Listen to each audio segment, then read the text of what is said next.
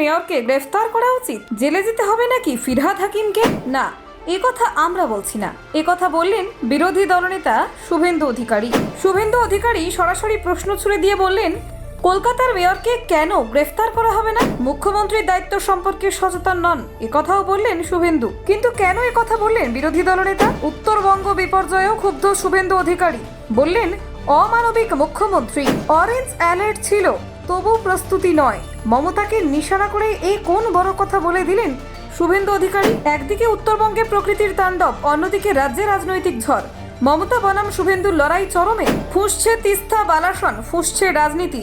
বিপর্যয় ঘিরেও তৃণমূল বিজেপির সংঘাত তুঙ্গে। দায়িত্ব জ্ঞানহীন মুখ্যমন্ত্রী, খোলা মঞ্চে তোপ দাগলেন শুভেন্দু অধিকারী। প্রকৃতির রোষে উত্তরবঙ্গ বিধ্বস্ত, এদিকে রাজনীতির রোষে জ্বলছে রাজ্য। উত্তরবঙ্গের বর্তমান পরিস্থিতি ঠিক কিসের ইঙ্গিত দিচ্ছে দেখুন। উত্তরবঙ্গে টানা বৃষ্টি ও ধসে তৈরি হয়েছে ভয়াবহ পরিস্থিতি।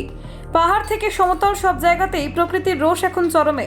লাগাতার প্রবল বৃষ্টি, নদীর জলস্ফীতি, ভাঙন আর ধস মিলে সম্পূর্ণ বিপর্যস্ত গোটা উত্তরবঙ্গ। দার্জিলিং, কালিম্পং, জলপাইগুড়ি, আলিপুরদুয়ার, কোচবিহার, কোথাওই পরিস্থিতি স্বাভাবিক নয়। সরকারি হিসেব অনুযায়ী মৃতের সংখ্যা বেড়ে দাঁড়িয়েছে 200। এর মধ্যে 3 জন শিশু, নিখোঁজ রয়েছেন আরও অনেকে। দার্জিলিংয়ের বিভিন্ন জায়গা থেকে উদ্ধার হয়েছে 11 জনের মৃতদেহ।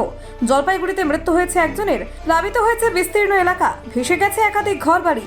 অনেক জায়গায় সেতু ভেঙে পড়েছে, যোগাযোগ বিচ্ছিন্ন হয়ে পড়েছে বহু অঞ্চল। শিলিগুড়ির সঙ্গে দার্জিলিংয়ের রাস্তা কার্যত বন্ধ হয়ে গেছে। তিস্তা, বালাসন, মহানন্দা সহ একাধিক নদী এখন ভয়ঙ্কর রূপ নিয়েছে। এই দুর্যোগে মানুষের পাশাপাশি বন্যপ্রাণীরাও বিপাকে পড়েছে। ডুয়ার্সের বন্যপ্রাণীরা জলবন্দী অবস্থায় রয়েছে।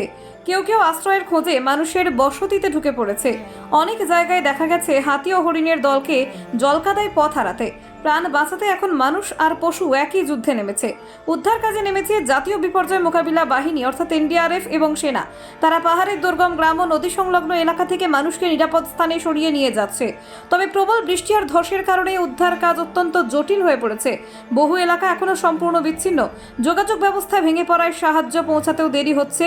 এমন এক ভয়াবহ পরিস্থিতিতে মুখ্যমন্ত্রী মমতা বন্দ্যোপাধ্যায় রাজ্যে বিভিন্ন দুর্গাপুজো উদ্বোধনে ব্যস্ত ছিলেন। আর এই নিয়েই শুরু হয়েছে রাজনৈতিক বিতর্ক।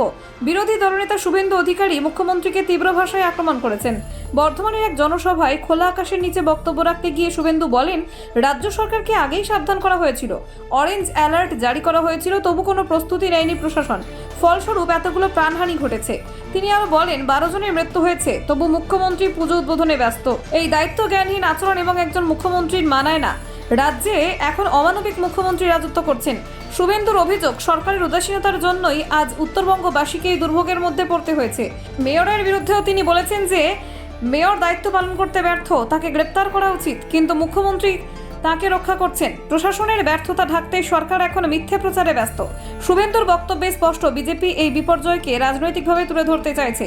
অন্যদিকে তৃণমূল শিবির থেকে পাল্টা দাবি করা হচ্ছে, মুখ্যমন্ত্রী নিজে পরিস্থিতির দিকে নজর রাখছেন এবং প্রশাসন ইতিমধ্যে উদ্ধার ও ত্রাণ কার্যে সর্বশক্তি নিয়োগ করেছে। Bureau report, news prime Times.